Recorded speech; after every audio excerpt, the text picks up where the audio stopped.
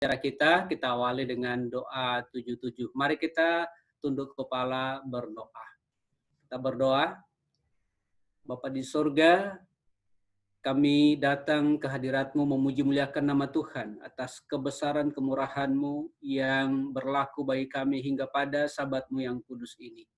Saat ini Bapa, kami datang merendahkan hati menghadap hadirat-Mu agar kiranya Engkau berkemurahan melayakkan kami agar ketika kami datang menghadap Tuhan, Engkau berkenan untuk bertemu dengan kami umat-umat-Mu. Sehingga malam hari ini dalam ibadah kami mendapatkan berkat Tuhan. Bapa di sorga, biarlah Engkau tetap tolong kami setiap waktu untuk menyediakan hati kami, membuka hati kami, agar Roh Kudus Tuhan bekerja dan berkarya, dan menuntun kami untuk menjadi layak disebut anak-anak Allah. Bapa di sorga, biarlah kiranya Engkau bersama dengan kami dan seluruh partisipan yang akan ambil bagian pada malam hari ini.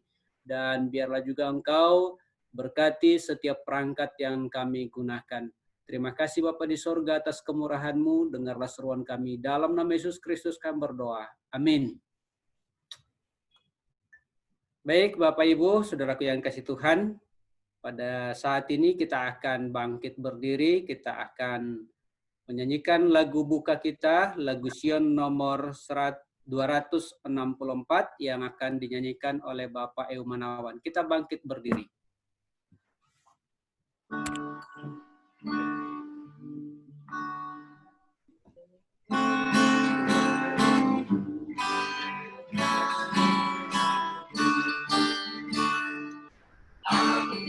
Cinta dunia dan kekayaannya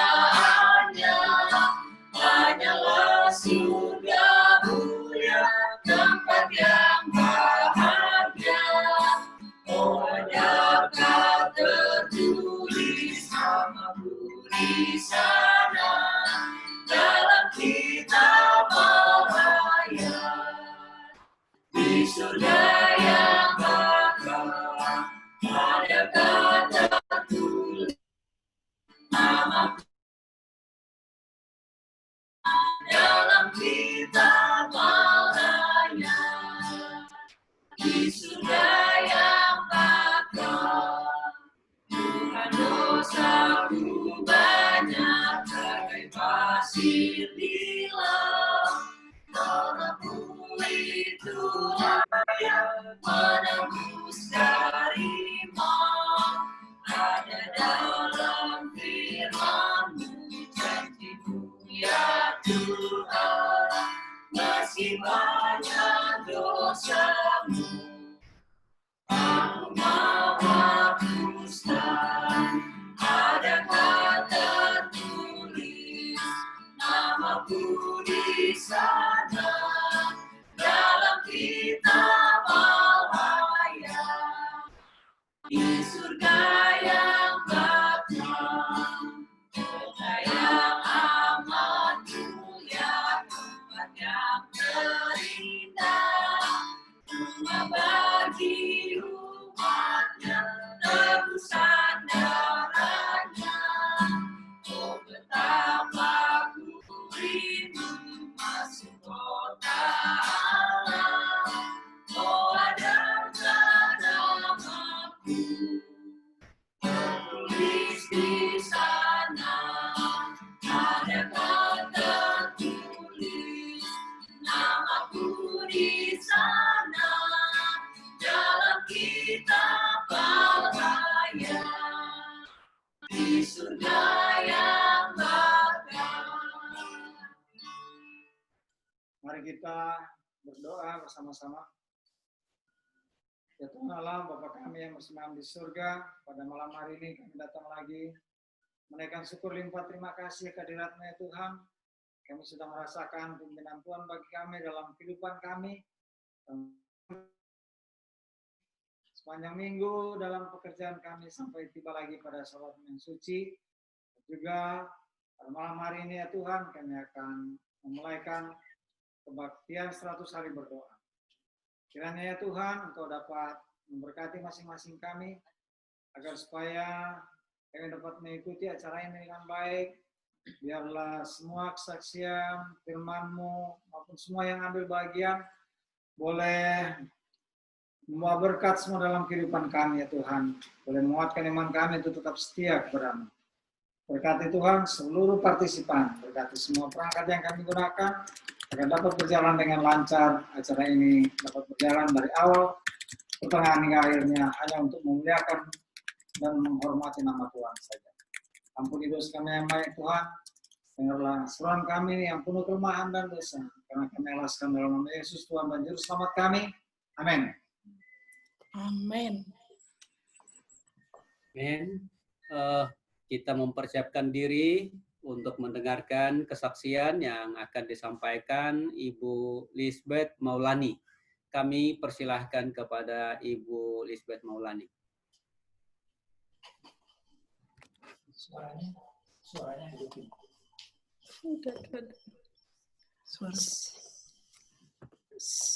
Salam saudara-saudaraku, selamat malam dan selamat Sabat. Selamat Sabat. Puji syukur melalui Zoom ini kita dapat berkomunikasi dan terima kasih saya diberi kesempatan untuk bersaksi pengalaman saya di South Sudan. Boleh ditampilkan judul pelayanan saya adalah Sukacita Pelayanan di Bentiu, South Sudan. Ya.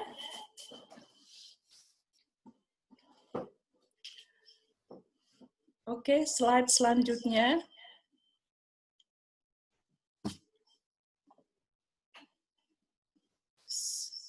Slide selanjutnya, tolong.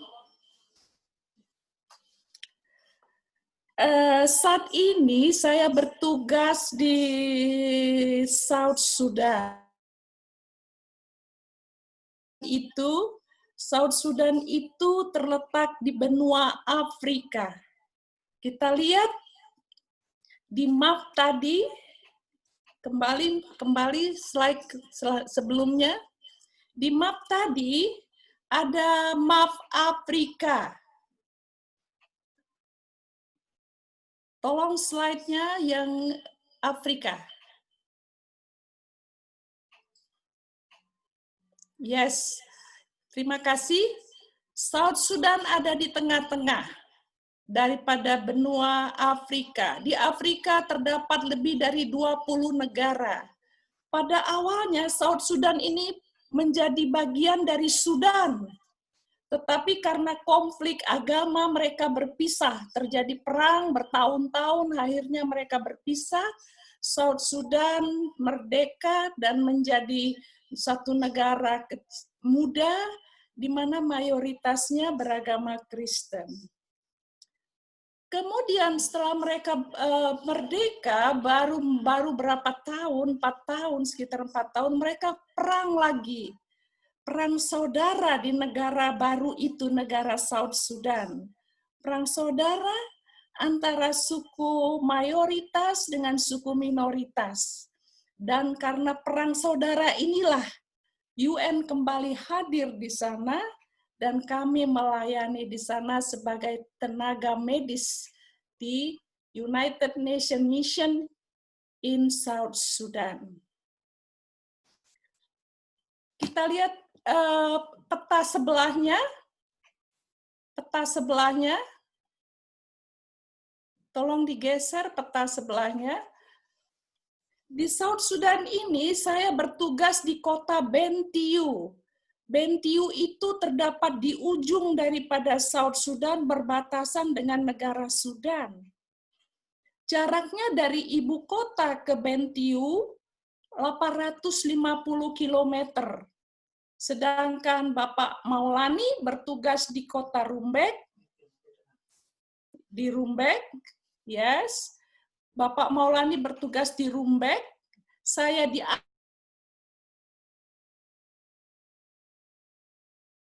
bawah. Tempat saya ini merupakan pusat konflik di sana. Pusat konflik itu ada di Bentiu. Sehingga pada waktu terjadi perang, saudara, semua kota itu hancur. Semua bangunan dibakar, termasuk gereja Advent yang ada di sana. Mereka sudah punya gereja Advent yang bagus, yang bangunannya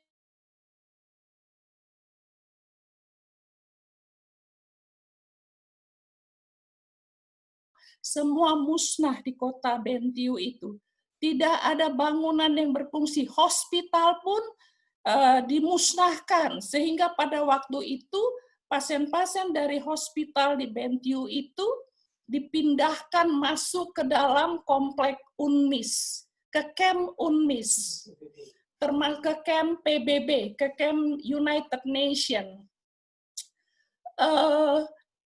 Orang-orang penduduk juga lari ke dalam camp United Nations, sehingga United Nations mendirikan satu camp besar, camp United Nations, di mana di situ pengungsi dan kita pun tinggal di sana. Slide selanjutnya. Selanjutnya, di dalam camp tersebut kita terbagi 3. Separuh, coba slide selanjutnya. Bukan itu, sebelumnya.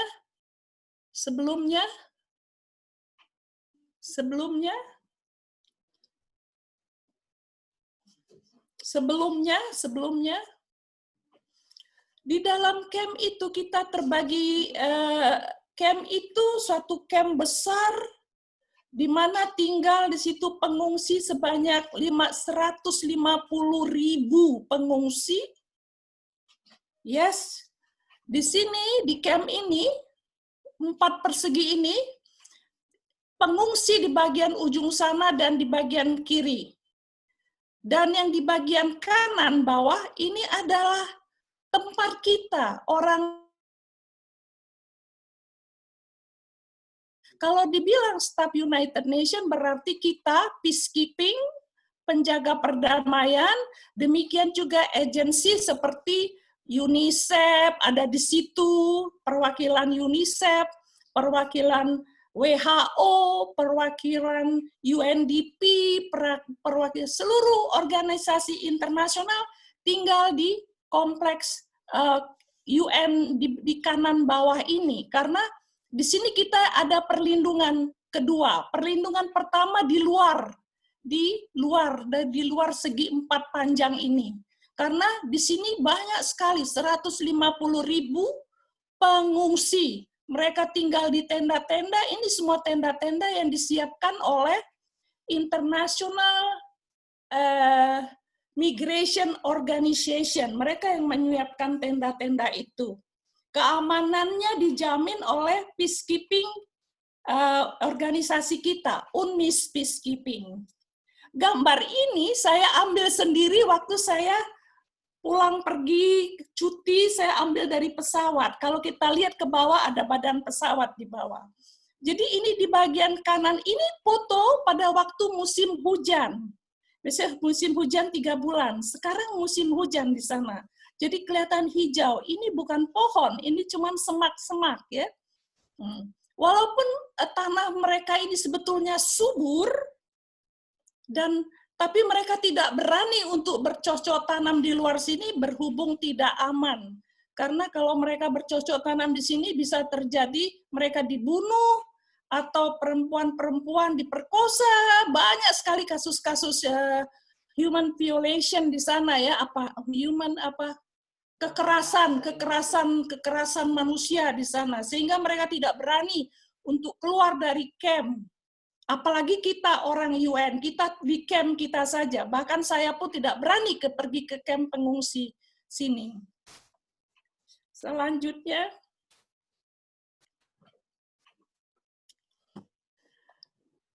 di camp pengungsi itu, ini camp pengungsi di waktu musim panas. 9 bulan. Tidak ada hijau-hijaunya. Yang kelihatan hijau bergaris di depan ini merupakan merupakan alir seperti kanal. Adapun yang membuat ini, saudara-saudaraku, yang membuat camp ini adalah, yang mendesain camp ini adalah suatu organisasi dari Belanda. Karena sebelumnya camp ini banjir terus, banjir. Kemudian didatangkanlah ahli dari Belanda untuk mendesain camp ini, sehingga camp ini tidak sering banjir lagi. Di dalam kompleknya kita, UN Staff di kiri bawah, kalian akan lihat bagaimana ada bangunan, ada seperti bangunan-bangunan panjang-panjang. Coba sebelahnya yang hijau. Ada bangunan panjang-panjang. Itu adalah gudang-gudang makanan dari WFP. WFP itu World Food Program. Mereka menyediakan makanan buat 150.000 orang di dalam camp ini. Kalau kita lihat ini satu tenda, ini berapa satu kotak, berapa banyak tenda ini. Tenda-tenda ini bisa berisi 10, 8, 10, 12 orang, tergantung berapa banyak anaknya, berapa banyak istrinya. Karena walaupun mereka Kristen, banyak dari mereka itu beristri lebih dari 2. Jadi anak mereka banyak sekali. Kita lihat di sini, yang putih-putih di tengah sini, terus termasuk di bawah lagi, ada di bagian bawah lagi sini, ada bangunan yang seperti ini. Sebenarnya bukan bangunan, ini adalah tenda-tenda, tenda panjang besar, tempat makanan-makanan yang disediakan buat pengungsi-pengungsi tersebut. Selanjutnya, fasilitas kesehatan. Ini, yang putih-putih panjang-panjang ini sama di tengah tadi, itu adalah tenda makanan. Selanjutnya saya menceritakan mengenai fasilitas kesehatan di Bentiu. Fasilitas kesehatan di UN, kita mempunyai 6 hospital tingkat 1, klinik, atau kita tidak mau dibilang klinik, hospital tingkat 1, dan ada 1 hospital rumah sakit tingkat 2. Rumah sakit tingkat 1 ada 6, 1 yaitu United Nation, Rumah Sakit United Nation, di mana saya bekerja. Terus 1 lagi, nomor 2, Monbat Hospital, Rumah Sakit Monbat, Mongolian Battalion. Yang ketiga, Rumah Sakit Ghana Battalion. Nomor 4, Rumah Sakit Ghana Brimob, Force Police Unit, Brimob. Nomor 5, Rumah Sakit Indian Engineering, ada kontingen dari India yang khusus engineering, tapi mereka militeri. Itu. Yang ke-6, Rumah Sakit tingkat 1 untuk UK, United Kingdom Engineering. Pada awal saya bertugas di sana 2016-2017 tidak ada hospital tingkat 2 ini. Jadi saya sendiri di situ cuman ada tingkat 1. Jadi saya bekerja Sabtu Minggu pun saya bekerja. Tergantung, kalau Sabtu Minggu itu sebenarnya hari libur, tetapi kalau ada pasien kita harus melayani. Kita harus standby 24 jam. Terus saya yang bekerja di Nation, itu saya sudah di situ bekerja 3 tahun. Sedangkan yang bekerja di rumah sakit kontingen ini, rumah sakit tentara ini, mereka hanya bertugas 1 tahun saja. Kemudian mereka akan berotasi. Setiap tahun mereka berotasi. Ganti. Dan tugas saya adalah mengkoordinir, termasuk salah satu tugas saya, mengkoordinir semua hospital ini, dan juga mengkoordinir hospital level 2 ini. Hospital level 2 baru eksis di sana tahun 2017-2018, diwakili oleh medical team dari United Kingdom. Mereka merupakan hospital tingkat 2, rujukan daripada hospital tingkat 1. Mereka mempunyai ahli kebidanan, bedah,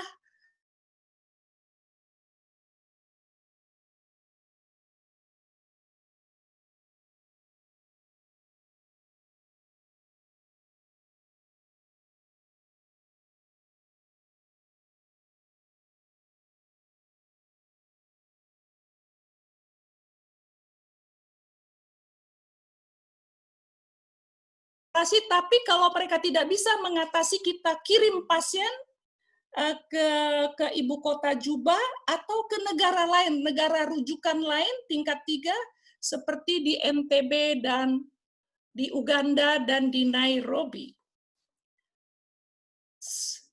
Saat ini level 2 dipegang oleh Vietnam Hospital.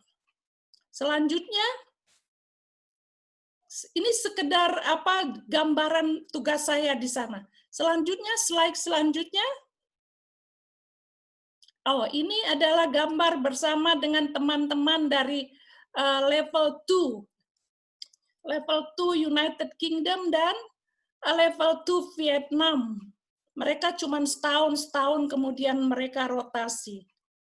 Ya, saya sebagai koordinator untuk mereka juga. Jadi UN Hospital merupakan representatif daripada Chief Medical Officer di ibu kota Juba.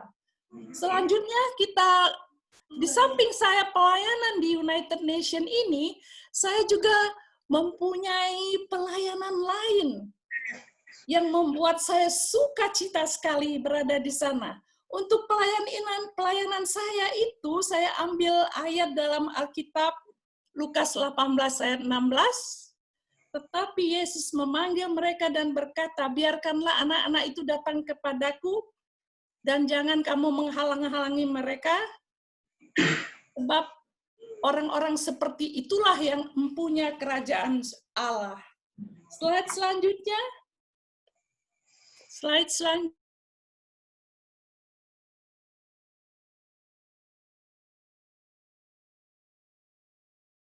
Mau kemana saya bergereja? Saya tidak pernah ke gereja. Karena kita tinggal di camp, di luar sana, semua tidak ada yang aman. Saya tidak tahu saya harus bergereja di mana. Di dalam camp United Nations ada orang bergereja, tapi gereja hari Minggu. Saya tidak menghadiri itu. Kemudian saya bertanya-tanya, siapakah di sini ada orang Advent? Orang menunjukkan si Anu saya datangin bukan, si Anu saya datangin bukan. Tapi pada satu hari Sabat, saya melihat satu orang melintas di depan rumah saya, berpakaian bagus, dan membawa Alkitab. Saya tahu orang itu karyawan kita, Pak Peter dari bagian security. Saya tegur dia, Pak Peter, kamu mau kemana? Dia bilang, saya mau ke gereja, Dok. Ke gereja? Apakah kamu Seventh-day Adventist? Ya, katanya saya Seventh-day Adventist. Oh, sama. Kamu saudaraku. Saya bilang, oh, you are my brother. Aku bilang, kamu saudaraku. Terus, di mana gerejamu? Di pengungsian, Dok. Di camp pengungsian. Boleh nggak saya datang ke sana? Dia membolehkan, tapi ragu-ragu. Dia membolehkan, tapi ragu-ragu. Mengingat keamanan. Kemungkinan mengingat keamanan. Kemudian siapa lagi saya bilang yang Advent di sini yang kerja di UN ini orang lokal ya. Dia bilang ada satu lagi di bagian human right namanya Pak John. Saya datangin itu Pak John. Kemudian saya kenalkan saya juga Advent. Oh, kita bersaudara katanya. Rupanya dia itu tua-tua gereja di gereja Advent di pengungsian. Saya tanya mengenai gereja Advent di pengungsian. Dia bilang, ada Dok, kita punya 5 gereja di pengungsian, 1 di gereja pusat, 4 cabang. Saya bilang, saya rindu mau ke gereja, bisakah? Saya bilang, bisa Dok, kalau di gereja, saya jamin dokter aman di sana. Sehingga transportnya ke sana bagaimana? Kemudian saya bilang, oke, saya akan atur transport dengan UN Police supaya antar saya ke sana. Terus sahabat depannya saya datang ke sana. Dari jauh saya lihat itu gerejanya. Sudah dikasih tahu di blok sekian, sektor sekian, blok sekian. Jadi saya tinggal kasih tahu polisi yang mengantar saya di blok sekian, sektor sekian. Saya lihat rame-rame di tempat itu. Oh, itulah gereja itu, tenda, gereja tenda. Terus tidak ada jendela, cuman ada pintu.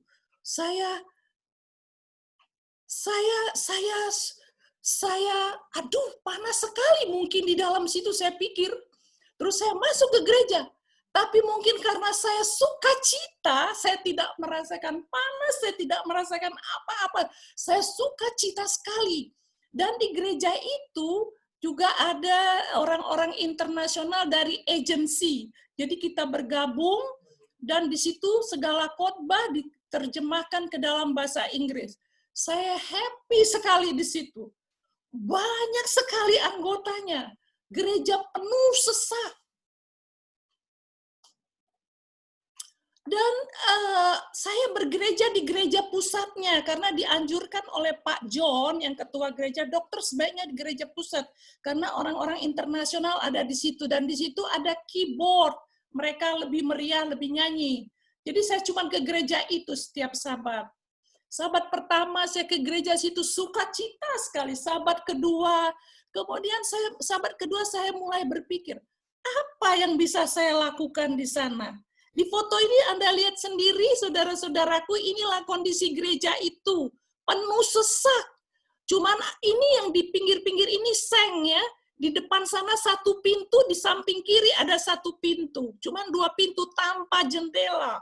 Penuh sesak sampai selama saya bergereja di situ, ada 3 kali saya menolong orang pingsan di dalam situ karena kekurangan oksigen. Dan mereka tahu saya dokter, saya cepat-cepat bertindak bagaimana supaya orang itu kita bawa keluar supaya dikasih udara bebas gitu. Lihat bagaimana itu mereka sampai duduk di lantai. Ini anak-anak duduk di lantai. Penuh, bisa sampai 300, menampung 300. Di dalam gereja, anak-anak kecil itu mungkin mereka datang kepada saya, anak-anak kecil, dan melihat muka saya begitu.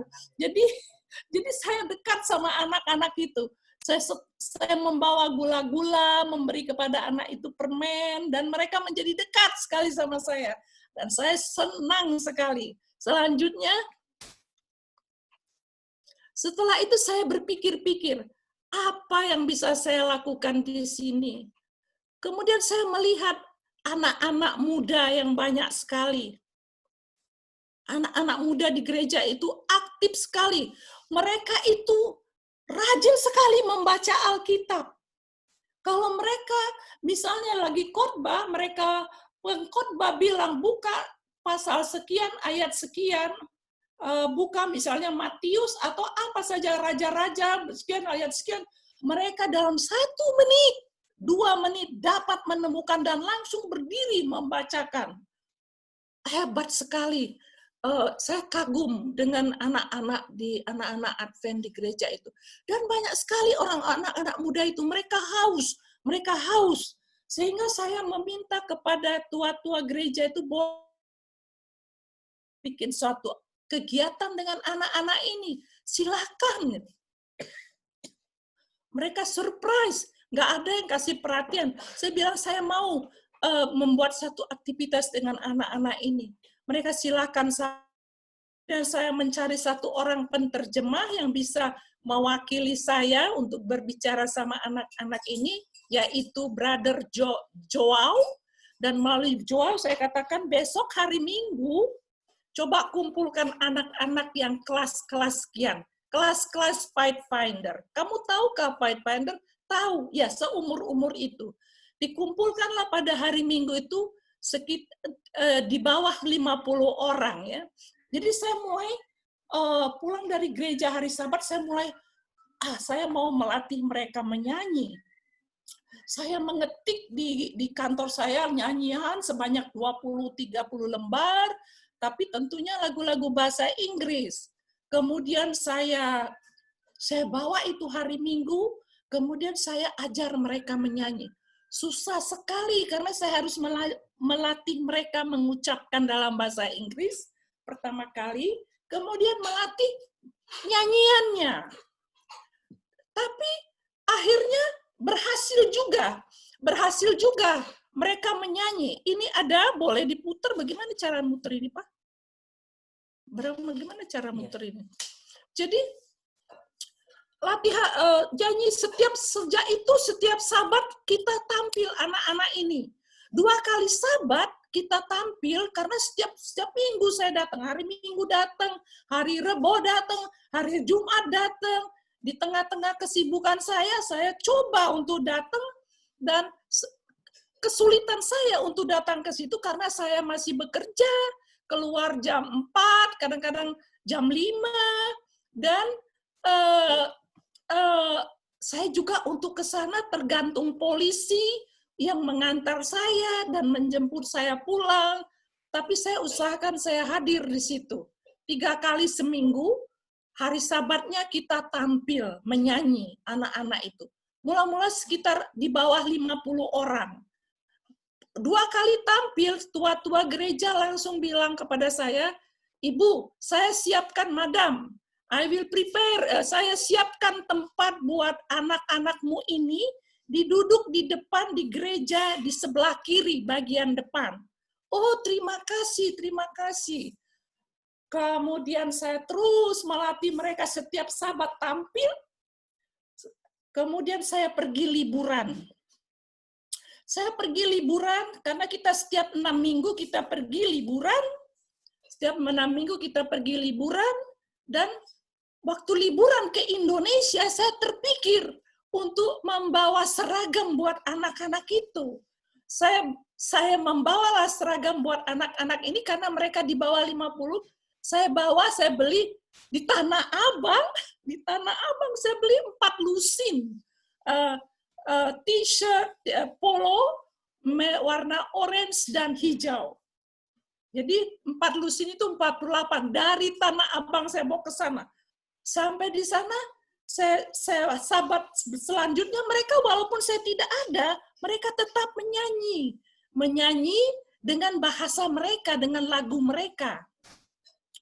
Terus pada waktu saya datang, saya latih lagi, kemudian saya serahkan itu baju seragam itu untuk mereka menyanyi di hari Sabat itu. Mas, gimana share-nya? Silakan videonya diputar. Iya. Share dulu videonya. Desktop.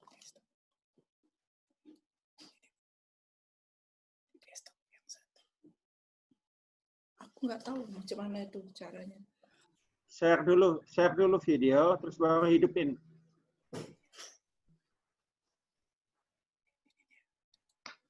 Kalau Ya, ini share video. Ini. Enggak, saya mau ngasih tahu. Terus klik ininya, klik yang ada videonya. Iya. Videonya. Ini Pak. Iya. Ya, klik. Terus Ya. enggak, ininya dulu, hidupin dulu ininya. Bisa kelihatan? Bisa kelihatankah? Ya. Bisa. Jelas. Inilah. Ini setelah mungkin ketiga, keempat kali saya mengajar mereka. Ini bukan pertama, karena mereka sudah berseragam. Berseragam yang dari Tanah Abang. Warna orange dan warna hijau. 48 anak. Kemudian terus kita menyanyi setiap Sabat, setiap 3 kali seminggu saya datang melatih mereka. Dan saya dibantu oleh satu orang international staff, namanya William dari Kenya. Dia mengajar mengenai peraturan Fight Finder, Yell Fight Finder, terus kemudian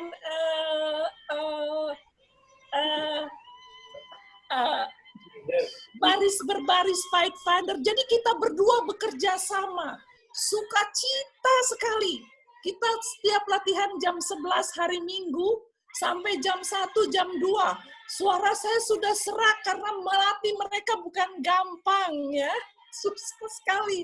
Karena mereka tidak tahu bahasa Inggris, saya harus melatih bahasa Inggris. Dan lagunya juga, dengar saja haleluya itu lucu, haleluyanya lucu sekali toh. Karena mereka nggak bisa meniru kita persis. Waktu menyanyi ini kita dengar seorang ibu berteriak, halo. Itu adalah luapan emosi sukacita ya. Dia sukacita, lampisan sukacitanya bentuknya seperti itu di negara sana. Saya melihat gambar ini, saya sukacita sekali. Kemudian pada satu Sabat, setiap hari Sabat mereka tuh menunggu saya di luar gereja untuk datang. Begitu saya turun dari mobilnya polisi, mereka langsung, anak-anak kecil langsung berlari-lari. Terus saya langsung latih dulu mereka sekali sebelum mereka tampil di dalam gereja. Pada satu Sabat, habis saya pulang dari cuti, ini mereka sudah memakai seragam yang kedua. Karena seragam yang pertama cuma 4 lusin, 48 tidak cukup. Karena murid-murid saya bertambah lagi. Akhirnya saya bawa lagi seragam baru, di depan dadanya ada tulisan Fight Finder. Bukan Fight Finder, 7 Days Adventist Church di depannya ini. Ini video yang ketiga adalah kita merayakan hari Fight Finder di mana semua anak-anak Fight Finder maju ke depan. Bayangkan, tadinya mereka cuma berpakaian kuning dan oranye, sekarang sudah bertambah dengan yang pakaian hijau berjumlah 72 baju, kemudian ditambah lagi dengan yang putih, ini baju putih, ini baju mereka. Ini sebenarnya baju putih ini baju orang dewasa ya, baju kor dewasa yang setiap Sabat menyanyi, tapi karena kor itu saya ganti bajunya, jadi ini jadi semacam restan lah, bisa dipakai siapa saja. Jadi pada waktu hari Fight Finder, anak-anak itu pakai baju ini, baju putih kor dewasa. Coba lihat, anak-anak itu dari cuman di bawah 50 sudah berkembang lebih dari 100. Apalagi pada waktu kita mau melakukan hari Fight Finder itu, saya bicara sama mereka. Kita akan, pada hari Fight Finder, gereja langsung memutuskan bahwa hari Fight Finder akan dipimpin oleh Ibu Lisbeti. Saya kaget sendiri, saya belum pernah memimpin seperti itu. Tapi karena saya sudah ditunjuk di acara berita gereja, pengumuman di gereja bahwa Sabat depan adalah hari Fight Finder sedunia dan akan dipimpin oleh Ibu Lisbeti, saya kaget. Apa yang mesti saya buat? Tapi kemudian saya pulang ke rumah, saya pikir apa yang saya mau buat. Akhirnya saya putuskan untuk membuat drama buat anak-anak itu. Saya konsep drama singkat, drama yang simple ya, yang bisa ditangkap oleh anak-anak itu. Saya buat dalam bahasa Inggris, pemerannya berapa orang, dialognya bagaimana saya buat. Tapi sebelum saya pulang gereja hari Sabat itu saya bilang sama Joao, itu penterjemah saya, Joao, hari Sabat besok tolong kumpulkan semua anak-anak Fight Finder. Terus besoknya mereka hadir hari Minggu, saya kasih itu draft dari drama saya itu. Mereka itu rupanya belum pernah melakukan drama ya, jadi mereka merasa lucu, merasa aneh gitu. Terus tapi saya bilang, ini bagus buat kita. Kita nggak tahu mau isi acara dengan apa. Ini bagus sekali. Selain kita nanti akan menampilkan lagu-lagu kita yang sebelum-sebelumnya, karena sudah banyak sekali lagu-lagu saya ajarkan, dan juga lagu-lagu bahasa South Sudan sendiri. Pokok kata kita akhirnya berhasil, kemudian jadilah kita merayakan Hari Fight Finder sedunia itu, tapi tidak sesuai dengan schedule dari General Conference, karena General Conference menyediakan satu drama untuk Hari Fight Finder, tapi saya pikir drama itu tidak akan bisa dibawakan oleh anak-anak saya.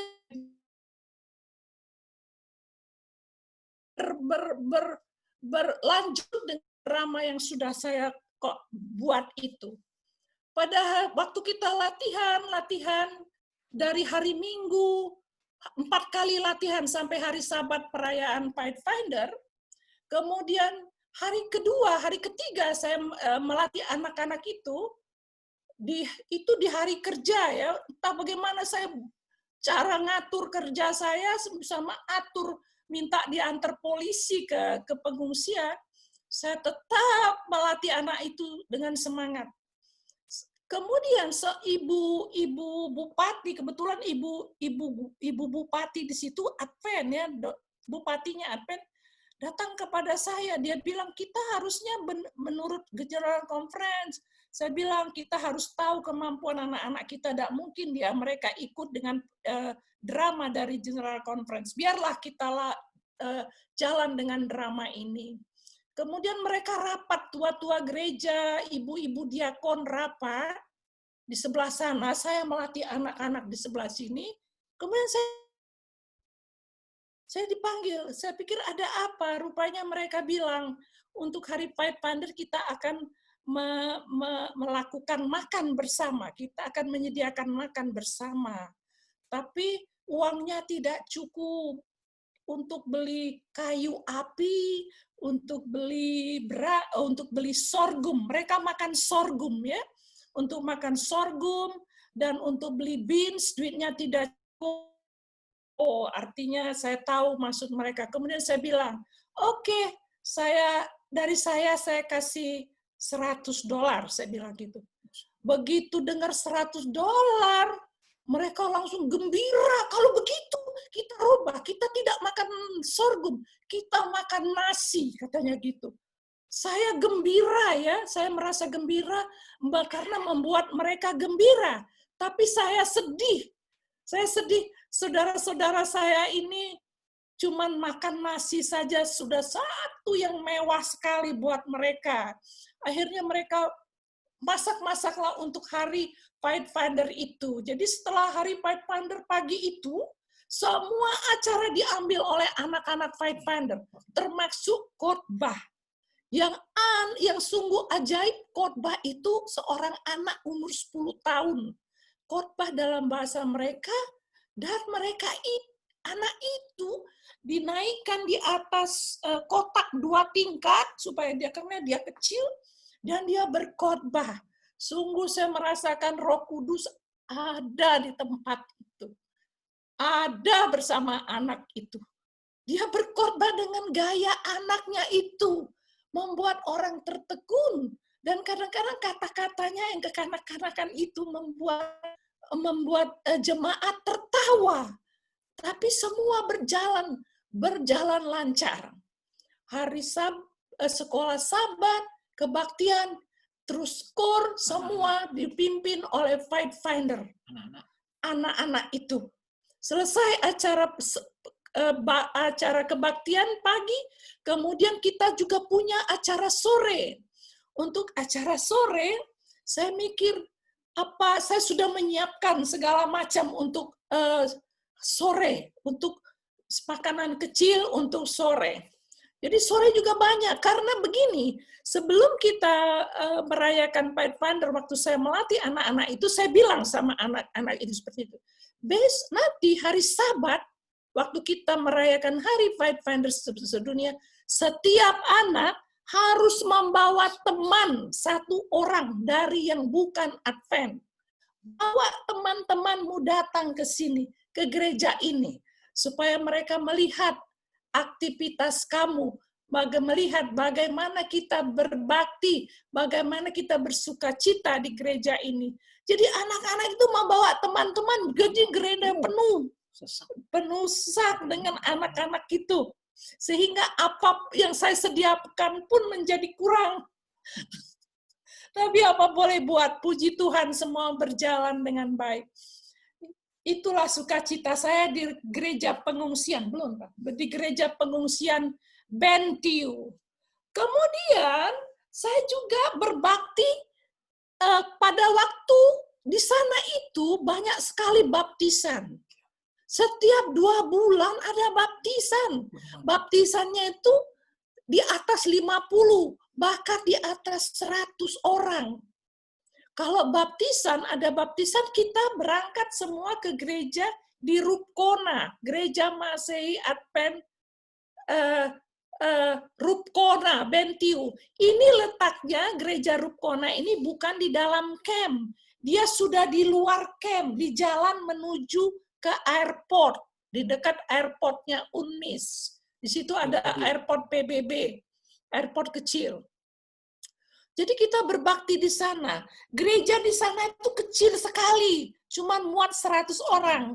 Kalau di gereja di camp pengungsian muat 300 orang, gereja di Rupkona di luar camp di dekat airport itu muat 100 orang. Jadi kalau kita ke sana, kita bergereja di luar gereja, di lapangan terbuka di samping gereja. Ini ada gambar saya bergereja di lapangan terbuka di dekat gereja kecil di dekat airport. Bisa Anda lihat di sini, saya ini menjadi kesukaan anak-anak kecil ya. Mungkin mereka aneh melihat muka saya putih, sehingga mereka selalu melihat-lihat muka saya dengan terheran-heran. Di foto ini, saya bersama anak kecil itu yang datang ke depan saya melotot melihat saya. Kemudian saya pangku, dan inilah orang-orang di halaman gereja itu, kita di situ semua. Selanjutnya, di situ kita lihat di samping dari yang berbaju-baju merah jambu itu kor gereja ya, kor gereja rutin tiap Sabat yang waktu saya datang sudah ada. Nah di sampingnya itu kita lihat di samping mereka berdiri itu ada gereja kecil yang cuma muat 100 orang. Sekarang kita lagi mengumpulkan dana untuk membangun gereja kecil itu yang 100 orang itu untuk muat menjadi 300 orang dan permanen. Jadi kita sekarang lagi bergerak untuk bagaimana cara mengumpulkan dana untuk pembangunan gereja di Rupkona itu, di luar kamp pengungsian yang berkapasitas 300 gereja permanen ya, berkapasitas 300 jemaat. Oke, selanjutnya. Oke, selanjutnya ya. Nah, kesimpulan. Saya merasa sukacita sekali di dalam pelayanan saya di Bentiu itu, di kamp pengungsi, teristimewa di kamp pengungsi. Bagaimana saya bisa memberikan sukacita kepada anak-anak itu dan bisa membawa banyak anak-anak datang ke gereja. Itu merupakan sukacita sekali. Saudara-saudara tahu, untuk anak-anak itu, hati kita itu menjadi seperti hati anak-anak yang polos. Makanya saya suka sekali dengan anak-anak. Dan yang kedua, walaupun pesan saya, walaupun di tempat jauh, terpencil, dan penuh tantangan, selalu ada kesempatan untuk melayani dan bersaksi. Karena itu bersiaplah melayani Tuhan dimanapun kita berada. Saya rasa itulah kesaksian saya mengenai sukacita pelayanan saya di Bentiu, di pengungsian sana.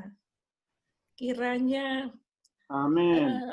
Kiranya kesaksian saya ini, sukacita saya ini juga merupakan sukacita buat saudara-saudaraku yang mendengar kesaksian saya ini. Terima kasih. Itu dia menyampaikan. Amin, Betty. Amin. Thank you, Betty. Terima kasih. Terima kasih. Terima kasih Bu Lisbeti. Semoga menjadi berkat bagi kita Boleh. semuanya. Tiba saatnya buat kita saat ini untuk mendengarkan lagu pujian yang disampaikan oleh Pendeta Muda Seban Sinaga. Silakan. Shalom. Halo. Selamat Sabat. Selamat sahabat. Puji syukur kita panjatkan kepada Tuhan atas berkat dan kasih karunia-Nya sehingga pada saat ini kita masih boleh berkumpul, bersekutu, meninggikan nama Tuhan.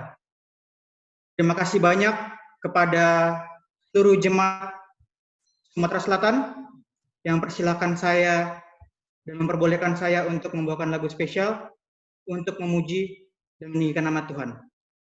Saya akan menyanyikan beberapa lagu. Saya berharap iman dan kerohanian kita lebih dekat lagi kepada Tuhan.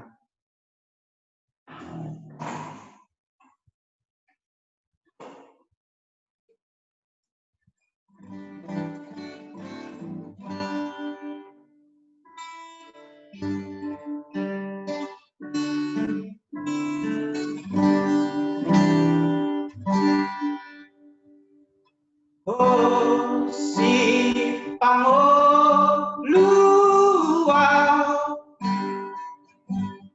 sato ma ako sai unang madadaw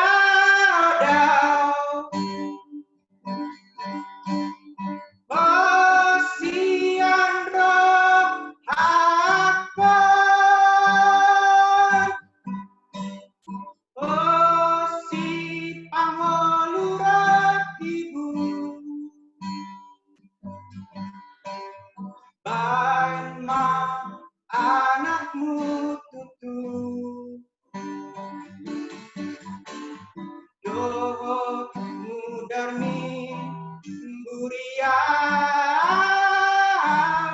Iya somon hapas mau Iya tutu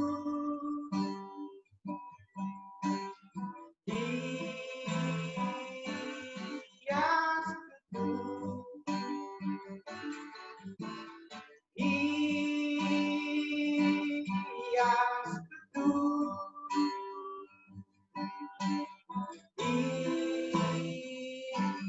Iya tutu Do mudarni buriau Iya somon hapas mau di tengah ombak dan arus pencobaan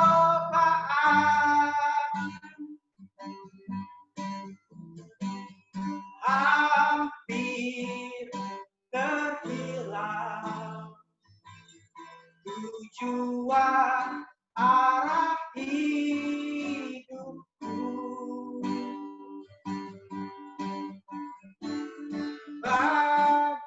bagaikan kapal yang selalu diombang-ambingkan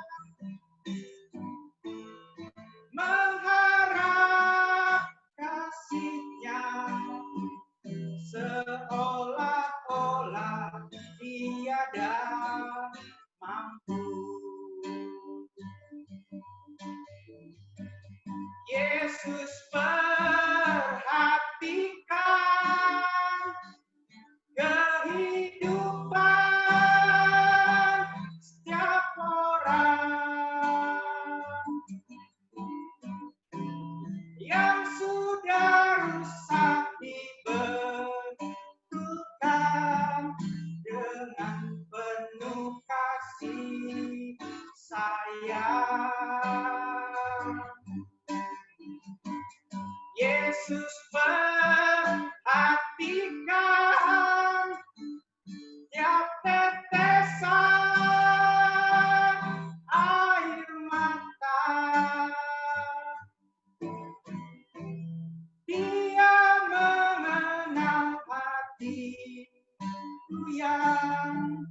penuh penyesalan dosa. Dia mengenal hatiku yang penuh penyesalan dosa.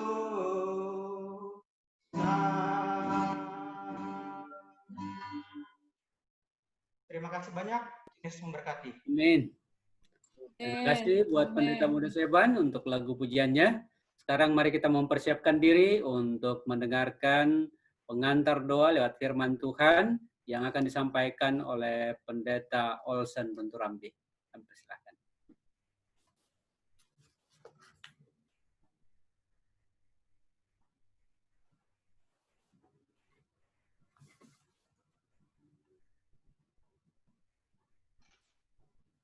Shalom, selamat sahabat, selamat malam kepada kita semuanya. Selamat. Saya percaya pada hari ke-99 ini kita semakin semangat untuk mendengarkan firman dan mempraktekkan apa yang sudah kita dengarkan dan kita sudah doakan selama ini. Semangat yang disampaikan oleh Ibu Maulani tadi dalam kesaksiannya, sebetulnya itulah merupakan bagian praktek dari firman Tuhan yang akan saya sampaikan sebagai pengantar doa malam hari ini. Hal yang sama kita boleh menyaksikan pada firman Tuhan yang akan saya bagikan untuk kiranya itu dapat menguatkan kita semuanya. Baik, judul firman Tuhan kita adalah Pergi ke Dunia Saya.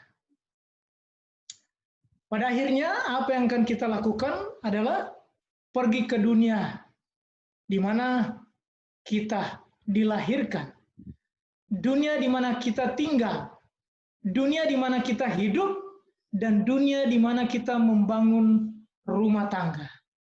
Saudara-saudara yang kasih dalam Tuhan, kondisi kita sekarang berhadapan dengan kondisi yang nyata bahwa dunia ini sedang menuju di ambang penutupan sejarah dunia. Menginspirasikan saya dan saudara bahwa kehidupan di dunia ini tidak akan selama-lamanya. Kehidupan sementara ini akan ada akhirnya dan akan memasuki babak yang baru. Itulah sebabnya menjelang peristiwa-peristiwa yang sedang terjadi untuk menyambut kedatangan Tuhan yang kedua kali, kita diingatkan untuk sebelum ke sana kita harus pergi. Kemarin kita diajarkan pergi kepada keluarga, kepada rekan kerja, kepada tetangga, kepada kepada sesama kelas di mana kita mungkin menjadi bagian dalam pendidikan. Kita sekarang diajarkan untuk pergi ke dunia. Dunia di mana kita ada. Karena besok sahabat sebagai puncak dalam 100 hari berdoa ini akan berbicara kita akan pergi ke dunia. Di mana dunia yang kita nanti-nantikan itu adalah sorga. Saudara-saudara yang kekasih dalam Tuhan, ketika kita membaca Wahyu pasal 6, firman Tuhan berkata, dan aku melihat seorang malaikat lain terbang di tengah-tengah langit, dan padanya ada Injil yang kekal untuk diberitakannya kepada mereka yang diam di atas bumi dan kepada semua bangsa dan suku dan bahasa dan kaum. Kepada mereka yang diam di atas bumi. Saudara-saudara yang kekasih dalam Tuhan, kalau kita mempelajari perbandingan dalam versi Alkitab yang menyebutkan mereka yang diam di atas bumi, ada yang mengatakan mereka yang menjadi bagian bumi, mereka yang hidup tinggal di bumi, dan mereka yang menjadi habitat bumi, lalu kepada mereka yang menetap di bumi. Ini membicarakan mengenai bagian dari bumi. Siapa yang akan kita datangi, itulah yang menjadi tujuan kita sebagai orang-orang yang mewakili Kristus. Apa artinya? Kalau kita menyimak bahwa bumi ini, orang selalu beranggapan bahwa mungkin bumi yang lain. Tetapi bumi yang dimaksudkan di sini adalah secara keseluruhan, di mana secara global dunia ini, di mana manusia atau penduduk tinggal. Negara Anda, di mana ada negeri ataupun orang membangun kehidupan. Sehingga dengan demikian, mengapa saya harus pergi ke dunia saya? Mengapa saya harus pergi? Pertanyaannya ini memberikan satu inspirasi kepada kita, karena Alkitab menjawab dalam Wahyu 14 ayat 7, karena telah tiba saat penghakimannya.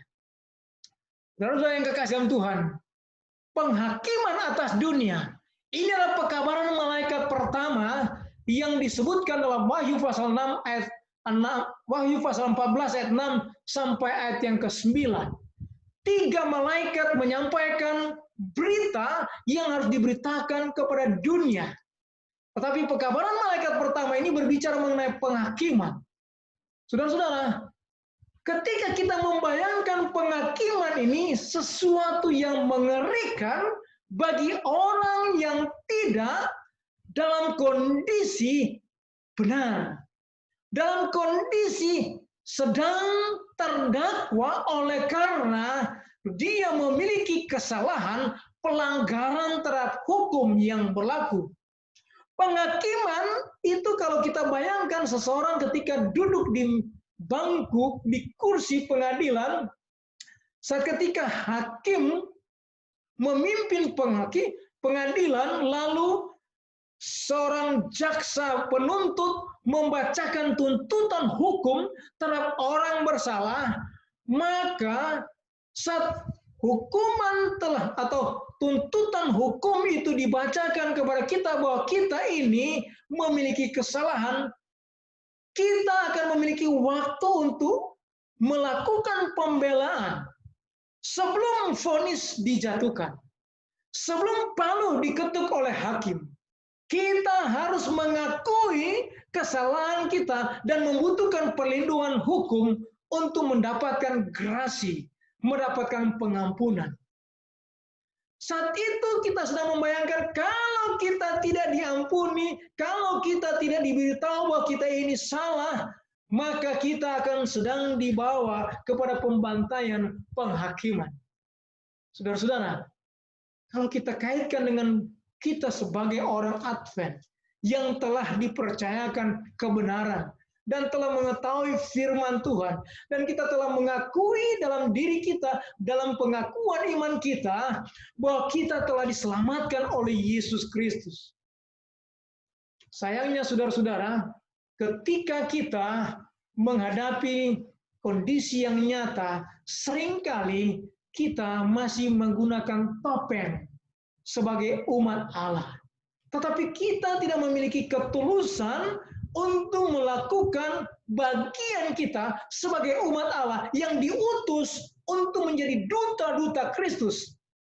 Ingat, Alkitab mengatakan bahwa malaikat di sini itu berbicara mengenai orang-orang kudus, perwakilan yang digambarkan orang-orang yang hidup di dunia yang menjadi umat Tuhan untuk memberitakan Injil, memberitakan kabar baik, kabar Injil yang kekal, yang terus-menerus disampaikan kepada setiap orang di atas dunia ini. Termasuk saya dan saudara adalah orang-orang yang menerima kasih karunia itu. Kalau sebabnya saudara-saudara, apa yang saya harus perbuat untuk dunia saya ini?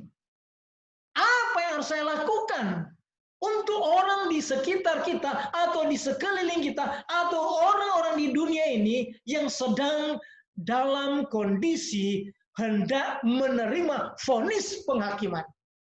Vonis di mana dia apakah menerima hidup kekal atau tidak, bahkan termasuk saya dan saudara. Nah, saudara-saudara, kalau kita simak apa yang disampaikan oleh Ibu Maulani tadi, Ibu dokter tadi menyampaikan kesaksiannya, Sebetulnya itulah dunia nyata orang Advent yang harus pergi memberitakan, menyampaikan berita Injil, kabar baik kepada banyak orang yang sedang dalam kondisi untuk menerima penghukuman. Sukacita akan menjadi bagian orang-orang yang mengatakan, mengakui sebagai umat Tuhan untuk menyampaikan firman Tuhan. Saudara-saudara yang kekasih dalam Tuhan, apa yang saya harus buat? Selamatkan mereka.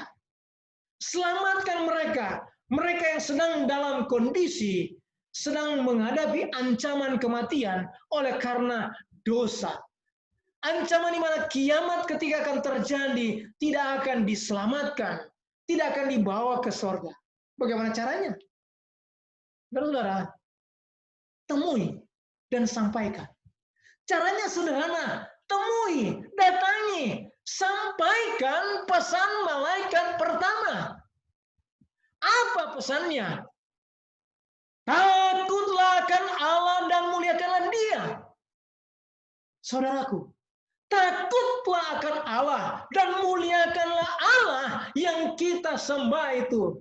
Dan itu disampaikan kepada semua orang yang kita jumpai. Semua orang yang di dunia kita, di mana kita tinggal.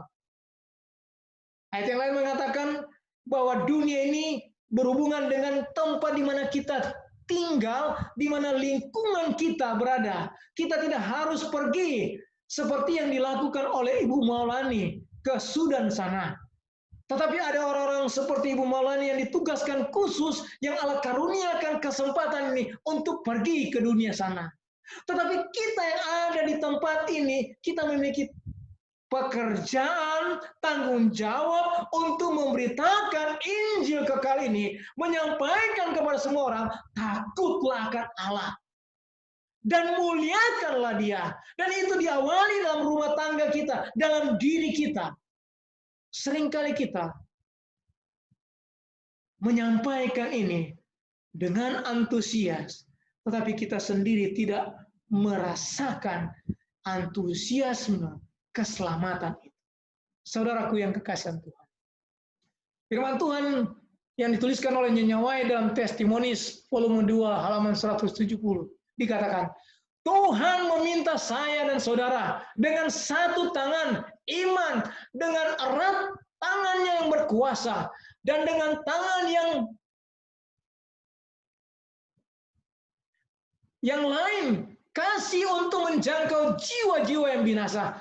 Kristuslah jalan dan kebenaran hidup, ikutlah Dia. Jangan berjalan dengan daging, tetapi dengan roh. Berjalanlah sebagaimana Dia berjalan. Inilah kehendak Tuhan. Bahkan untuk penyucianmu, pekerjaan yang engkau harus lakukan adalah kehendak Dia yang menopang hidupmu untuk kemuliaannya. Jika engkau bekerja untuk dirimu sendiri, hal itu tidak akan menguntungkan apa-apa. Tetapi bekerja untuk kebaikan orang lain, untuk lebih tidak cinta diri, dan lebih sungguh-sungguh dapat menyerahkan segalanya bagi Tuhan, akan diterimanya dan akan dikembalikan dengan kekayaan rahmat-Nya. Saudara dan saudari yang kami kasihi, selama 99 hari berdoa ini, apakah doa-doa yang kita panjatkan, apakah yang kita lakukan selama ini hanya cenderung memusatkan kepada kepentingan diri sendiri? Sudah saatnya kita tinggalkan itu.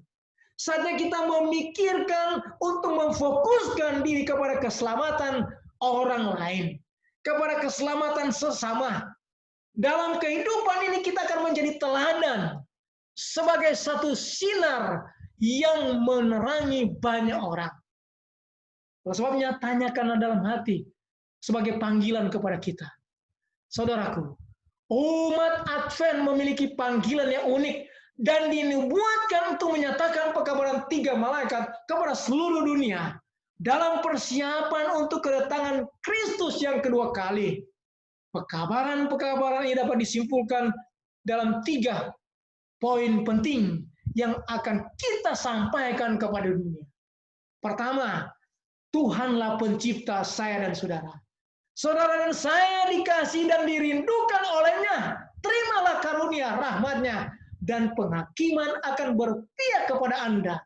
Saat hakim memutuskan vonisnya Anda didapati berat dan sangat-sangat diuntungkan oleh karena kasih karunia Yesus Kristus untuk menyelamatkan kita. Tetapi sebaliknya, mungkin kita akan ditimbang ringan seperti Raja Belsasar. Kita tidak lagi dapat berpihak kepada Allah karena dosa kita yang cenderung tidak tulus, tidak sungguh-sungguh dalam kehidupan menjadi umat Tuhan. Kita masih berfokus pada diri kita. Kita harus sampaikan kepada dunia.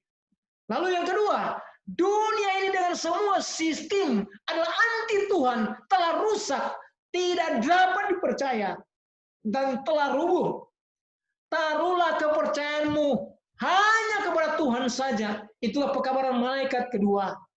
Sudah rubuh Babel itu. Sudah rubuh segala kekuasaan dunia. Semua yang menolak Tuhan itu tidak berdaya lagi saat penghakiman itu tiba. Dan yang ketiga, setan yang memulai semua kematian, penderitaan, keegoisan, dan penyakit, dosa, dan semua orang yang menganut penyesatannya akan segera dibinasakan agar keadilan dan kasih dapat dipulihkan di dalam alam semesta. Jadi jika kita suka berbuat jahat, menyakiti hati sama-sama, menyakiti hati orang lain, ataupun menelantarkan orang lain, ini sama halnya kita sedang dituntun untuk memelihara keegoisan, penyakit dosa yang membawa kematian yang kekal. Setan menginginkan itu. Itulah sebabnya saudara-saudara, saatnya harapan Tuhan dan kita semuanya, ketika 100 hari berdoa ini akan berakhir, saya dan saudara akan mengalami suasana sorga. Tidak ada lagi gap antara saya dan saudara. Kita akan saling berjabat tangan. Mungkin walaupun dunia mengatakan kita tidak boleh berjabat tangan oleh karena virus corona, tetapi oleh karena kasih karunia perlindungan Tuhan, semangat iman kita tidak pernah takut lagi dengan kematian. Yang kita tahu bahwa Tuhan akan datang menyelamatkan kita. Dan saat itu kita akan berbagi sukacita karena kita adalah saudara. Saudara dan saudara. Kita tidak akanlah saling berjauhan. Kita tidak akan dipisahkan lagi oleh Zoom. Kita tidak akan lagi dipisahkan oleh hal-hal yang membuat kita tidak bisa bersatu. Ketulusan, senyum kita antara satu dengan yang lain, antara rekan kerja, antara sesama saudara seiman, antara suami istri, antara anak dan orang tua. Ini akan membuat kita merasakan sukacita dalam melayani Tuhan. Kita akan merasakan keluarga Tuhan yang sangat antusiastik dengan pertolongan Tuhan. Kita akan merasakan suasana sorga sebelum dibawa ke dalam kerajaan sorga. Itulah sebabnya hanya orang-orang yang menaruh kepercayaannya di dalam juru selamat Yesus Kristus yang akan diselamatkan, diubahkan untuk selama-lamanya menjadi manusia yang baru, yang memantulkan kasih Tuhan, yang tidak mementingkan diri. Itulah sebabnya sebagai anak hormatilah orang tua. Sebagai orang tua, sayangilah yang anak-anak yang muda. Sebagai sesama sebaya, saling menghargailah, saling menghormatilah dengan ketulusan dan kesungguh-sungguhan. Jangan ada udang di balik batu. Karena pertanyaan untuk kita semuanya adalah, apakah menjadi kerinduan saya dan saudara untuk melakukan semua hal yang ada di dalam kesanggupan saya dan saudara? Untuk menjangkau dunia yang terhilang ini dengan kasih Tuhan, dan pekabaran pertobatan, keselamatan, dan penghakiman. Maukah saudara bercahaya sebagai perwakilan Kristus di dalam dunia yang gelap ini? Maukah saudara berdiri, hidup, berbicara, peduli, memberkati, mengasihi, menerima identitas orang lain, menerima identitas saudara yang sudah dinubuatkan sebagai seorang anggota gereja Masyihat Tuhan hari ke-7? Dan jika saudara bukan seorang Advent, apakah menjadi kerinduan saudara untuk bergabung dalam pergerakan Tuhan di akhir zaman ini, dibaptiskan dan terlibat dalam misi Yesus? Saudara yang kekasih dalam Tuhan, biarlah pertanyaan-pertanyaan ini menjadi satu bahan perenungan sebelum kita berdoa. Akan datang mujizat-mujizat yang ajaib. Dan Tuhan akan mengatakan, inilah umatku yang akan menerima mahkota kehidupan. Dan dunia yang ada di sekitar kita juga akan berkata, terima kasih saudaraku, karena engkau mau datang memberitahu kepada saya apa yang menjadi pekabaran Injil kekal itu. Maka saya dapat memperoleh berkat. Tuhan Yesus memberkati kita. Terima kasih. Amin. Pendeta Olsen untuk pekabaran firman-Nya, untuk mengantarkan kita berdoa pada malam hari ini. Kita akan masuk dalam doa. Ada 3 pendoa, Bapak Panjaitan, Ibu S. Syahaan, dan juga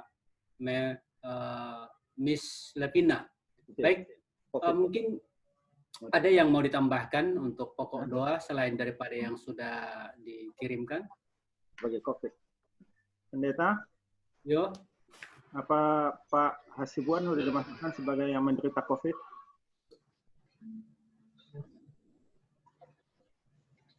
sebentar. Sudah dimasukkan di ICU. Sudah dimasukkan di ICU, Pak, Oh, malam ini. baik. COVID. Positif COVID. Ya. Ya, Jadi nanti itu didoakan oleh Bapak M. Panjaitan. Jadi dia tadinya didoakan karena sakit, tapi mungkin perlu ditambahkan bahwa Bapak Hasibuan positif COVID. Jadi boleh nanti didoakan oleh Bapak M. Panjaitan. Ada mungkin yang lain tambahkan? Pendeta Alper, Yo. tolong didoakan Ibu juga, Ibu Hasibuan, barusan telepon, dia juga positif, tapi di karantina di rumah. Hasil rapid testnya positif, tapi di rumah, di karantina di rumah. Jadi kita doakan keluarga Hasibuan, Bapak dan Ibu. Bapak ada di isolasi di rumah sakit. ICU, rumah sakit umum. Rumah sakit umum. Dan Siloam.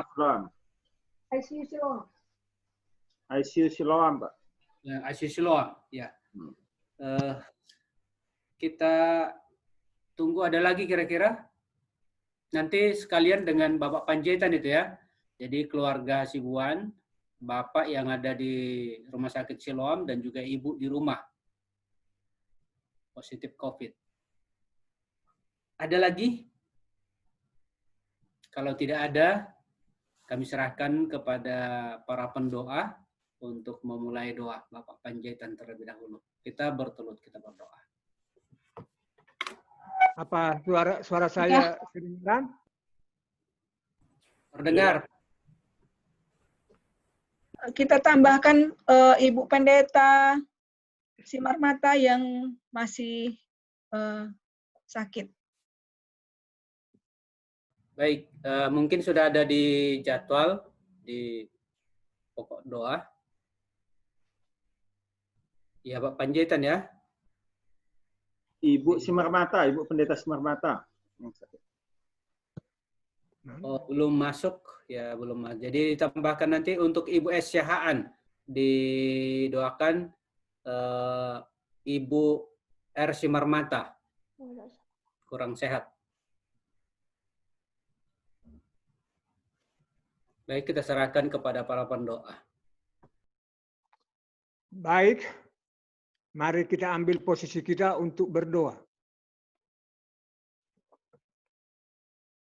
Tuhan Allah Bapa kami yang bertahta di kerajaan sorga. Pada malam hari ini Tuhan kami mengucapkan puji syukur dan terima kasih kepadamu, di mana Tuhan kami rasakan berkat kasih-Mu yang selalu menyertai kami di dalam perjalanan hidup kami ini. Ya Tuhan Allah, Tuhan sudah mengumpulkan kami untuk mendengarkan firman-Mu dan kesaksian yang dibawakan oleh hamba-hamba Tuhan. Kesaksian yang dibawakan oleh Ibu Lisbeti Maulani dari Sudan. Tentulah itu Tuhan membawa sukacita bagi kami umat-umat-Mu. Ibu ini sudah menunjukkan kasih-Mu kepada umat-umat-Mu yang ada di Sudan. Biarlah kami ini juga Tuhan dapat melakukan seperti itu. Janganlah kami Tuhan menjadi umat-umat yang lipat tangan, yang hanya tahu berkhotbah atau yang tahu hanya mengajar sekolah sahabat. Tetapi Tuhan, biarlah umat-umat-Mu yang ada di dunia ini, yang Tuhan sudah pilih, menjadi umat-umat-Mu yang dapat melakukan kasih yang datang daripada Tuhan. Tuhan Allah, terima kasihlah kepadamu di mana Ibu Lisbeti telah memperdengarkan kepada umat-umat-Mu di daerah Palembang ini. Bagaimana umat-umat-Mu yang ada di Sudan. Tentulah kami Tuhan bersyukur, berterima kasih kepadamu. Tuhan tolong umat-umat-Mu yang ada di sana. Biarlah umat-umat-Mu yang ada di sana Tuhan menjadi terang bagi orang-orang lain. Sehingga nama-Mu semakin hari semakin dimuliakan. Begitu juga Tuhan kami umat-umat-Mu di Palembang ini. Kami lihat Tuhan betapa sulitnya umat-umat-Mu bertambah di Sumatera Selatan ini. Kami tidak tahu Tuhan, apakah itu karena kami masih lipat tangan, apakah kami hanya berdoa atau hanya berkhotbah saja atau mengajar sekolah sahabat saja. Tentu Tuhan melihat itu semua. Oleh sebab itulah Tuhan pada malam hari ini kami memohon kepadamu. Tolonglah Tuhan buka mata hati pikiran kami. Beritahukan Tuhan apa yang harus kami lakukan di dunia ini sebelum Engkau datang. Supaya kami Tuhan berguna Tuhan ciptakan di dunia ini. Bukan hanya kami pendengar saja Tuhan. Bertambahkanlah kepada kami pengetahuan, hikmat, akal budi dari sorga, serta keberanian untuk memberitakan firman-Mu itu. Baik melalui pemberitaan maupun dari perbuatan-perbuatan kelakuan kami Tuhan. Supaya Engkau datang Tuhan. Soalnya Tuhan, sudah 99 hari malam inilah kami melaksanakan 100 hari berdoa kepadamu. Tapi belum ada kami lihat Tuhan, mujizat-mujizat yang terjadi bagi umat-umat-Mu di dunia ini. Belum ada berita yang kami dengarkan Tuhan, bahwa ada kelainan atau mujizat yang berasal dari Tuhan. Untuk mengangkat kerohanian kami. Kami ingin Tuhan mendengarkan itu. Oleh sebab itulah Tuhan, bukailah hati dan pikiran kami. Ajarlah kami Tuhan, katakanlah kepada kami kesalahan kami, beritahukan Tuhan apa yang harus kami lakukan di dunia ini sebelum Engkau datang. Begitu juga Tuhan, firman-Mu yang sudah dibawakan oleh hamba-Mu, Bapak Pendeta Runturambi. Yang mengajar kami Tuhan untuk pergi, bukan hanya lipat tangan saja Tuhan, bukan hanya mengerjakan pekerjaan kami sehari-hari yang harus kami lakukan. Tetapi harus kami peduli kepada sesama kami manusia. Terlebih-lebih sesama kami umat-umat-Mu Tuhan. Oleh sebab itulah Tuhan, kami berharap kepadamu. Tidak ada Tuhan yang dapat membuka hati dan pikiran kami selain daripada Tuhan sendiri. Karena pikiran kami sudah dijejali oleh duniawi ini Tuhan. Oleh sebab itu, tolonglah Tuhan. Kami berharap daripada-Mu Tuhan. Tuhan, pada malam hari ini, ada pokok-pokok doa yang harus kami tuturkan di hadapan-Mu. Supaya Tuhan mendengar dan menjawab doa-doa kami ini Tuhan. Tuhan Allah, kami berdoa agar Tuhan menolong kami dan keluarga kami dan memegang sepenuhnya identitas gerejamu yang kami geluti Tuhan, atau misionaris yang telah dinubuatkan yang tercantum dalam Wahyu 14. Tolonglah Tuhan, berikanlah itu kepada kami. Janganlah kami Tuhan hanya berdiam diri saja Tuhan. Tuhan Allah, kami meminta sebuah hati yang bersedia untuk pergi ke ladang misionaris atau ladang lokal Tuhan. Tuhan, kami dengarkan di dalam pemberitaan-Mu yang menyuruh umat-umat-Mu yang Tuhan utus ke suatu daerah untuk memberitakan firman-Mu kepada orang lain, supaya firman-Mu itu sampai kepada orang lain. Dengan demikian Tuhan, Engkau pun akan datang sesuai dengan janji-Mu. Dan kami juga berdoa kepada-Mu Tuhan, supaya Tuhan mencurahkan Roh Kudus bagi kami masing-masing. Kalau Roh Kudus-Mu itu Tuhan tidak datang kepada kami, bagaimana kami Tuhan bisa berubah sendiri? Kami tidak dapat berubah sendiri Tuhan tanpa Roh Kudus. Biarlah Tuhan berikan Roh Kudus kepada kami untuk mengubahkan hati dan pikiran kami dan menuntun kami, membawa kami kepada kebenaran-Mu Tuhan. Karena kebenaran di dalam hidup kami ini tidak ada Tuhan, hanya memikirkan diri kami sendirinya kebenaran kami. Oleh sebab itu Tuhan, tolonglah Tuhan, berikan Roh Kudus itu ke tiap-tiap umat-umat-Mu yang ada di dunia ini untuk memberitakan firman-Mu itu supaya Tuhan segera datang. Tuhan Allah kami di surga, kami juga berdoa kepada-Mu Tuhan, supaya pandemi COVID-19 ini segera berakhir. Kami tahu Tuhan, tidak ada yang bisa mengakhiri COVID-19 ini kalau bukan Tuhan sendiri. Kalau hanya mengandalkan kepintaran manusia, sepintar apapun dia di dunia ini, tidak ada satu orang pun Tuhan yang dapat. Oleh sebab itu Tuhan, hanya kepada-Mu lah kami berharap Tuhan. Kalaupun nanti ini bisa berakhir, itu adalah karena berasal daripada Tuhan. Tetapi bukan hanya karena kepintaran manusia. Karena begitu banyak sekarang orang-orang yang pintar di dunia ini Tuhan. Tetapi satu orang pun di antara orang-orang yang terpintar itu tidak ada yang menemukan obat daripada corona ini. Oleh sebab itu Tuhan, biarlah Tuhan memberikan kami kelegaan. Terlebih-lebih kami umat-umat-Mu yang mengharapkan kedatangan-Mu Tuhan. Supaya kami dapat berbakti kembali di Ka'bah Tuhan yang biasa kami lakukan Tuhan. Kalau penyakit ini Tuhan belum Tuhan angkat, bagaimana kami berani Tuhan untuk berkumpul, untuk beribadah kepada Tuhan? Tentu itu Tuhan menjadi masalah bagi kami.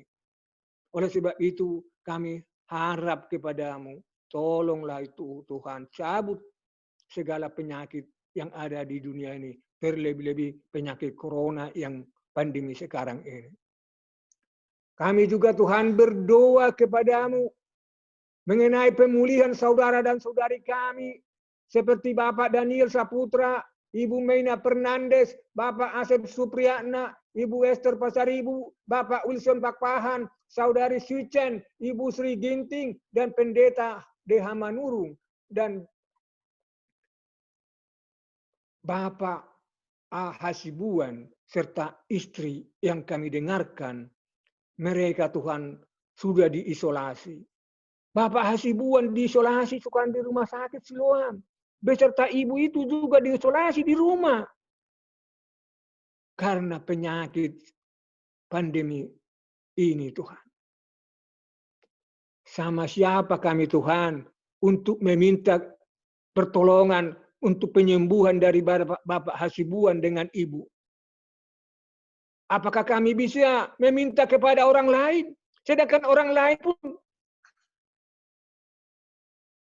lebih bodoh daripada yang kami harapkan. Oleh sebab itulah Tuhan, kasihilah kami umat-umat-Mu yang penuh dosa ini. Tidak ada Tuhan kami dapat meminta kepada orang lain atau memohon. Hanya kepadamu saja kami sujud. Kalau Tuhan tolak kami, kemana lagi kami mau pergi Tuhan untuk berharap. Oleh sebab itulah Tuhan, tolong hamba-hambamu ini, Tuhan bantu. Orang yang dalam pemulihan, tolong pulihkan mereka kembali. Supaya mereka merasakan berkat kasih-Mu itu Tuhan. Dan mereka memuji memuliakan nama-Mu. Kalau kami Tuhan hanya menderita dan menderita di dunia ini. Bagaimana kami berterima kasih Tuhan? Oleh sebab itu kami harap Tuhan. Seperti Bapak Hasibuan ini. Angkatlah penyakit itu Tuhan. Tunjukkan kuasa-Mu kepada dia. Bahwa Tuhanlah yang mempunyai kuasa mengenai pandemi COVID-19 ini. Sehingga mereka pun akan sembuh seperti sedia kala. Dan mereka bersama-sama dengan kami memuji memuliakan nama. Tuhan Allah, kami juga berdoa kepada-Mu. Mengenai saudara-saudara kami yang terkena COVID-19 seperti keluarga Edison Huta Barat di Seattle, Amerika. Dr. Darmawan Yamin. Mereka juga Tuhan menderita seperti saudara-saudara kami. Tolonglah mereka Tuhan. Tidak ada yang bisa menolong mereka Tuhan kalau bukan Tuhan. Oleh sebab itu Tuhan, kepada-Mu lah kami serahkan seluruhnya kehidupan mereka dan kehidupan umat-umat-Mu yang ada di dunia ini. Kami juga berdoa kepada-Mu Tuhan untuk keluarga Bapak T. Tambunan. Tuhan berkati keluarga ini Tuhan. Berikan kesehatan, kekuatan kepada Bapak Tambunan dan Ibu Tambunan. Supaya mereka dapat melayani umat-umat-Mu terutama di kawasan Sumatera Selatan ini. Jauhkanlah mereka dari segala penyakit Tuhan. Berkati anak-anak mereka supaya mereka bersuka cita Tuhan. Kalau kami Tuhan sudah berkati, Tuhan berikan kesehatan, kekuatan, Tuhan berikan segala sesuatu apa yang kami harapkan dari Tuhan. Tentu kami bersyukur dan berterima kasih kepada-Mu Tuhan. Oleh sebab itu Tuhan, kasihilah kami di dalam belas kasihan-Mu. Karena memang kami Tuhan adalah manusia pendosa, manusia yang tidak layak di hadapan-Mu. Tetapi karena belas kasihan-Mu Tuhan. Terima kasihlah kepada-Mu Bapa kami di surga, kami serahkanlah doa ini kepada Tuhan dan doa ini pun akan disambung oleh saudari kami. Bapak yang baik, kami berdoa untuk pelayanan sebuah klinik mobil di San Francisco yang mengadakan pelayanan kesehatan secara gratis. Biarlah Tuhan memberkati pelayanan ini, memberkati pasien-pasien yang dilayani di sana, agar mereka tidak hanya mendapatkan kesembuhan secara fisik, tetapi juga secara rohani. Mereka disiapkan untuk menyambut kedatangan Tuhan yang kedua kali. Kami berdoa untuk semua orang yang menderita karena terjangkit virus corona. Bapa yang di surga, Engkau adalah Allah yang penyembuh. Berikan mereka kesembuhan ya Tuhan, agar dengan kesembuhan yang mereka peroleh, mereka menyadari kebesaran dan kuasa Tuhan dan bersuka cita dalam kehidupan mereka. Kami berdoa juga untuk semua tenaga-tenaga medis yang bekerja di rumah sakit rujukan COVID-19. Seperti Dr. EU Manawan, Dr. Airin Saputra, Dr. Maliaki Sinaga, Ibu Berliana, dan Ibu Uli Purba, Ibu Desi Tompul, Ibu Manulang dan hamba-Mu. Bapa yang di surga, kami adalah orang-orang yang paling beresiko tinggi untuk terkena COVID-19 ini, karena kami sering berinteraksi dengan pasien-pasien di sana. Biarlah Tuhan memberikan kami imun yang kuat, agar kami dijauhkan dari penyakit ini. Dan kami dapat melayani umat-umat Tuhan dan semua orang yang menderita dan menjadi perpanjangan Tuhan dalam bidang kesehatan. Kami juga berdoa untuk semua rumah sakit Advent di seluruh Indonesia, baik yang ada di Medan, Bandar Lampung, Bandung, dan Manado. Biarlah Tuhan memberkati rumah sakit Advent ini semua, agar mereka dapat juga menjadi satu saluran berkat dalam bidang kesehatan kepada setiap umat-umat Tuhan. Bapa yang di surga, kami berdoa untuk anak-anak Tuhan yang jauh dari orang tua, di mana mereka masih harus bekerja atau berkuliah. Biarlah Tuhan menjauhkan mereka dari penyakit ini, memberikan mereka kesehatan senantiasa, dan memberkati mereka semuanya. Kami menyadari bahwa Engkau adalah Allah pemelihara. Engkau akan memelihara kehidupan kami. Engkau akan mencukupkan kebutuhan kami dalam masa-masa seperti ini. Kami menyerahkan hidup kami ke dalam tangan Tuhan. Kami berdoa untuk keluarga Bapak Esi Tompul dan Bapak Erio Luturmas. Bapak yang di surga, biarlah Tuhan memberkati kedua keluarga ini, memberikan mereka kesehatan dan juga mencukupkan kebutuhan mereka sehari-hari. Dengan pemelihara Tuhan, mereka juga dapat bersuka cita memuji memuliakan nama Tuhan. Dan selanjutnya doa ini akan disambung oleh hamba-Mu, Saudari Levina. Tuhan Allah Bapa kami yang berada dalam kerajaan surga, menyambung doa dari hamba-Mu, Ibu Siaan. Hamba-Mu berdoa Tuhan untuk orang-orang yang menunda keputusan mereka untuk dibaptis. Kiranya Tuhan Engkau boleh memberikan kekuatan dari surga dan juga boleh membuat mereka jatuh cinta kepada Yesus dan juga membuat sebuah keputusan yang pasti untuk menyerahkan diri mereka kepada Engkau. Kami juga berdoa Tuhan untuk orang-orang yang sudah lanjut usia, yang rentan kena virus corona.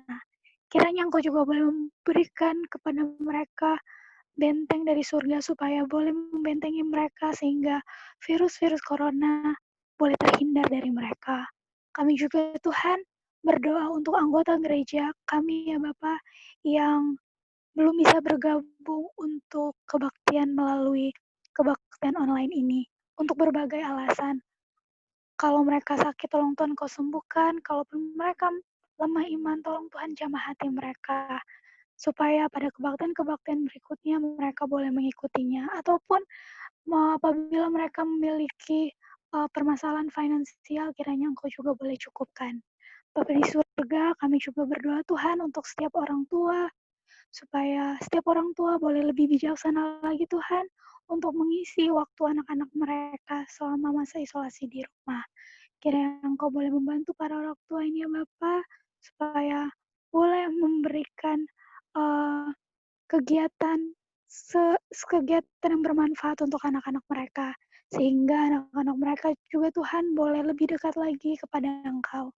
Bapa di surga, kami juga berdoa Tuhan untuk penerimaan siswa-siswi pada tahun ajaran 2020 dan 2021 untuk seluruh sekolah Advent yang ada di DSKS, baik di Ratna, di Pak Jo, maupun di Pahoman.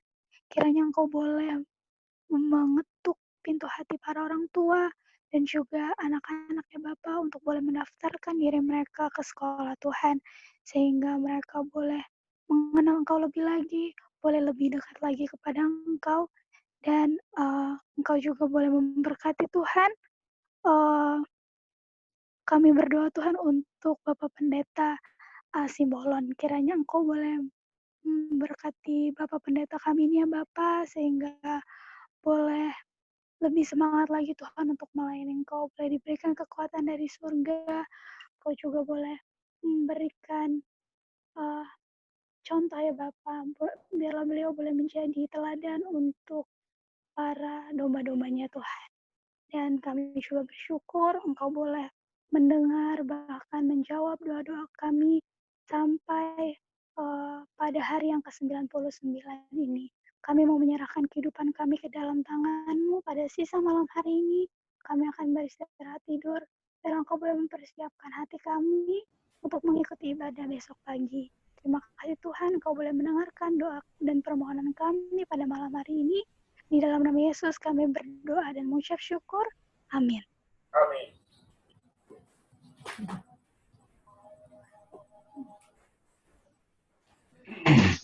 Terima kasih kepada para pendoa, Bapak Panjaitan, Ibu Esyahan, dan Levina. Di pertemuan kita akan menyanyi yang dipimpin oleh keluarga Tambunan. Kita sama-sama berdiri. Berdiri, aduh, berdiri. Oh, gitu. Mama tutup aja videonya kalau berdiri. Kesukaan bagi sambutlah sang Raja, berhatimu kepadanya, nyanyi alam sekalian, nyanyi alam sekalian, nyanyi alam sekalian. Kesukaan bagi dunia, Yesus jadi Raja, segenap bumi dan isinya, nyanyi puji Dia, nyanyi puji Dia, nyanyi puji Dia. Lenyaplah duri dan dunia, tiada lagi dosa, berkat Yesus amat limpah, selamat diberikannya, selamat diberikannya, selamat diberikannya. Yesus segera minta dunia, dengan anugerahnya kebenaran akan nyata. Ajaklah kasihnya, ajaklah kasihnya, ajaklah kasihnya.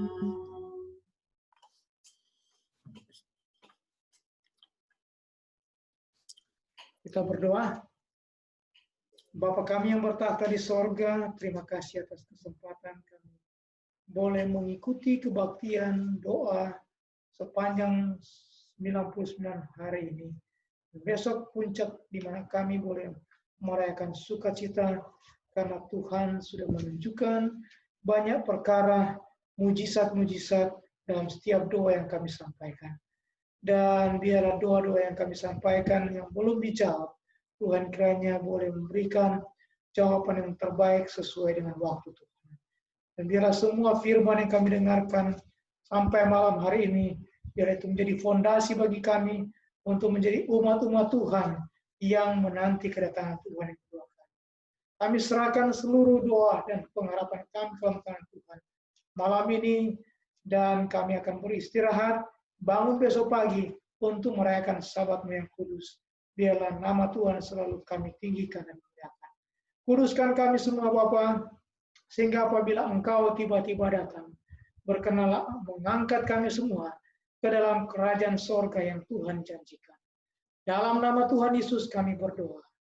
Amin.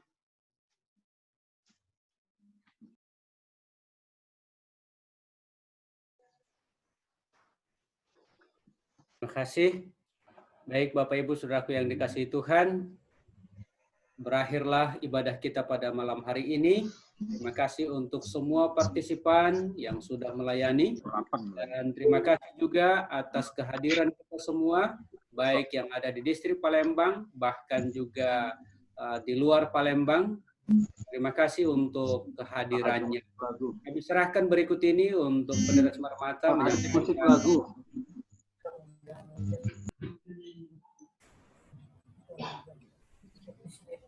Baik, selamat malam Bapak Ibu, saudara-saudaraku yang dikasihi oleh Tuhan.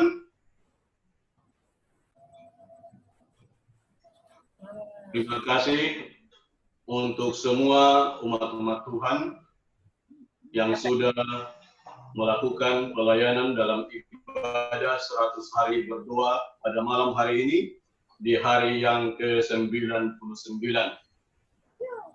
Baik, besok malam merupakan puncak 100 hari berdoa kita,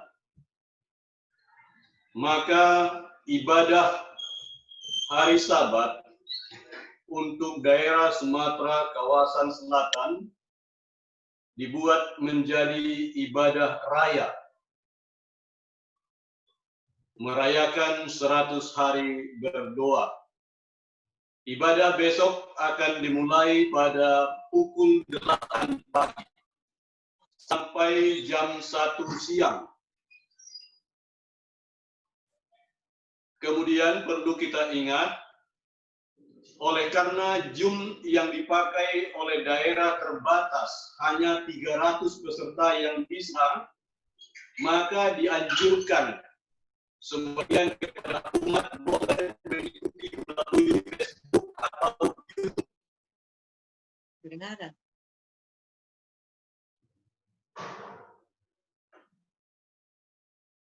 Terdengar suara saya? Kita ulangi pendeta, kenapa besok?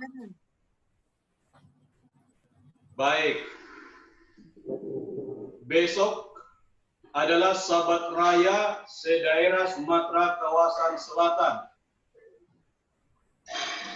Untuk ibadah kita akan dimulai pada pukul 8 pagi sampai jam 1 siang.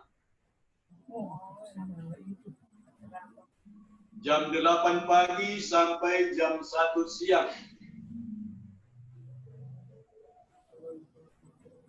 Jum yang dipakai oleh daerah hanya berkapasitas 300 peserta. Maka diharapkan kepada sebagian jemaat boleh mengikuti melalui Facebook atau YouTube. Jadi tidak harus melalui Zoom.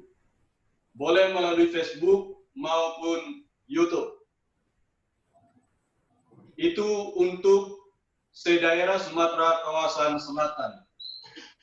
Kemudian puncak 100 hari berdoa untuk distrik Palembang. Kita akan mulai pada pukul 16.30 atau jam 4.30, kita percepat 1 jam dari waktu biasanya. Adapun yang akan melayani adalah sebagai berikut. Protokol Pendeta Desi Marmata, lagu buka, lagu Sion nomor 302, keluarga Pendeta Espardede, doa buka Pendeta Espardede. Kemudian ada beberapa kesaksian yang akan kita ikuti. Yang pertama, kesaksian dari keluarga Bapak Eu Manawan, keluarga Bapak Desiaan, keluarga Bapak Hasitompuy. Kemudian dilanjutkan dengan spotlight yang pertama oleh Saudari Mawar Siaan. Kemudian masuk kepada kesaksian berikutnya, keluarga Bapak Tondo Praitno, keluarga Bapak Sariman. Kemudian Saksian. Iya. Oh, hilang lagi.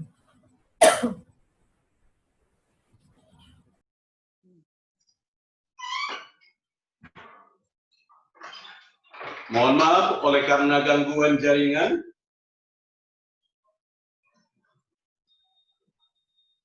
Boleh kedengaran suara saya? Sudah kedengaran, Pendeta. Lanjut. Baik. Untuk kesaksian lanjutnya, keluarga Bapak Tondo, keluarga Bapak Sariman.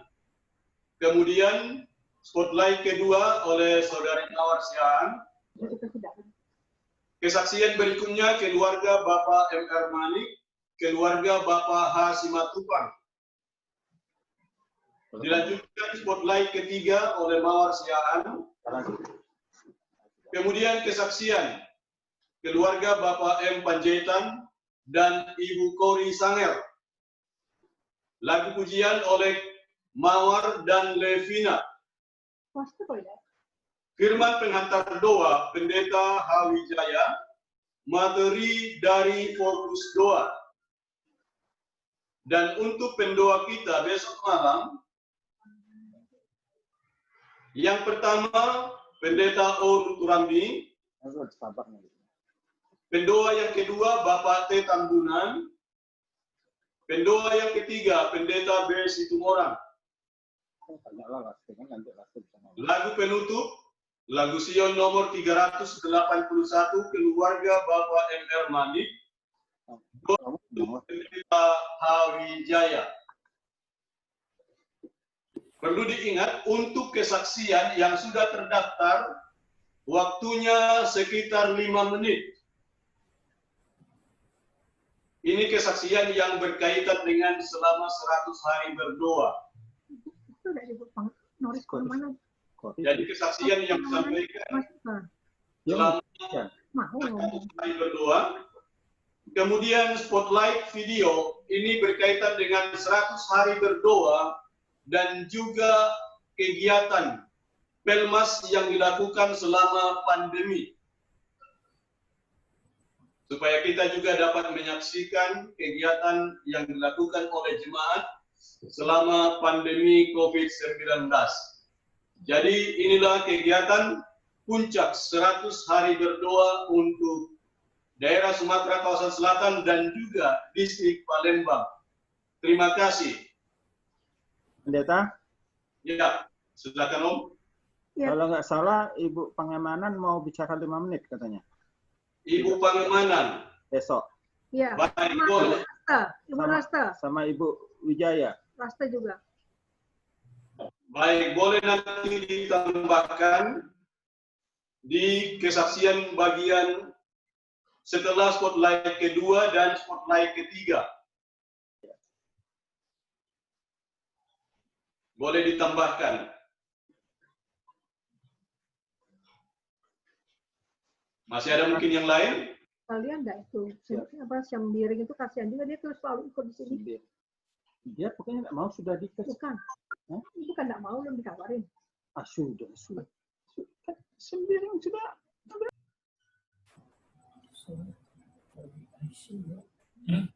Baik, ada pengumuman tambahan mungkin dari jemaat? Atau Pendeta Simbolon? Mungkin untuk penjelasan buat acara besok, karena itu adalah Sabat Raya.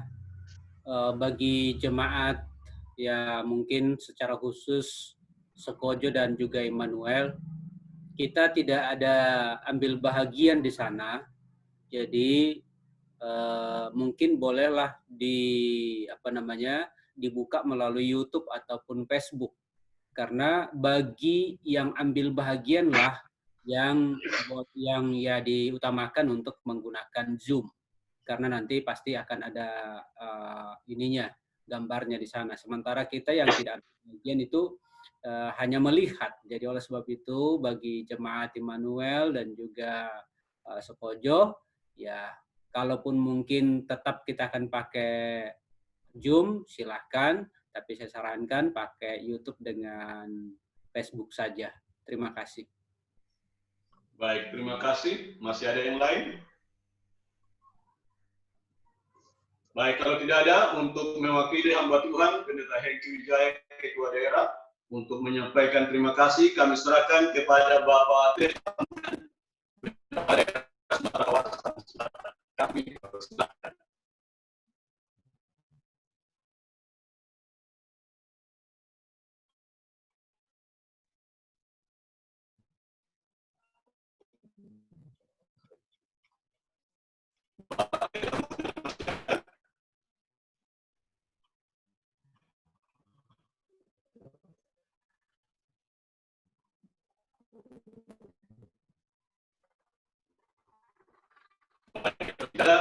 Hamba Tuhan Pendeta Onsen Runturambi, kami persilahkan. Baik, atas nama pimpinan daerah Pendeta Hengki Wijaya, Kami mengucapkan terima kasih kepada Ibu Maulani, Ibu Dokter atas kesaksian yang sangat menguatkan, memotivasi jemaat-jemaat yang ada di Palembang, bahkan semua partisipan yang ikut ambil bagian di Zoom ini. Semoga Ibu dan Bapak di pelayanan di Sudan diberkati selalu, memberikan inspirasi yang lain dalam pengalaman untuk memotivasi kami juga boleh ambil bagian dalam penginjilan di tempat kami masing-masing. Tuhan berkati juga semua anggota-anggota yang sudah ikut dan tamu-tamu yang ambil bagian dalam mengikuti kegiatan 100 hari berdoa ini. Tuhan berkati, selamat sahabat. Terima kasih keluarga Maulani. Selamat sahabat. Baik, sampai di sini pertemuan ibadah kita malam hari ini. Kami ucapkan selamat malam, selamat hari Sabat. Tuhan memberkati kita semuanya. Selamat sahabat GTG, selamat sahabat Betty, selamat sahabat Rudi.